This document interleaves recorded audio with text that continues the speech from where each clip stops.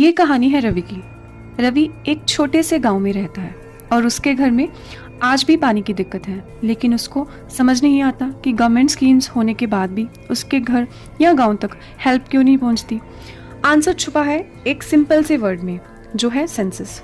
2011 में जब last census हुआ था तब रवि सिर्फ 8 साल का था और उसके गांव की पॉपुलेशन तब कम थी, इसलिए वहां कम बजट एलोकेट हुआ था। लेकिन आज पॉपुलेशन डबल हो चुकी है, नए घर बन गए हैं, लोग बढ़ गए हैं, पर गवर्नमेंट के रिकॉर्ड में सब कुछ अभी भी 2011 वाला इंडिया ही है।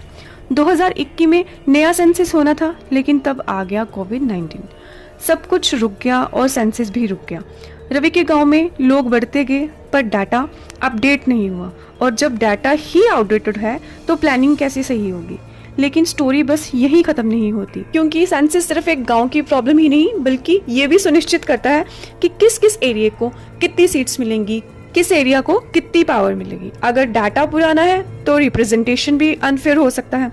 रवि जैसे लाखों लोग हैं इंडिया में जो सिस्टम में तो हैं, सिस्टम का पार्ट भी है, लेकिन डाटा में एग्जिस्ट ही नहीं करते, और जब तक उनकी गिनती नहीं होगी उनकी प्रॉब्लम्स भी इग्नोर होती रहेंगी।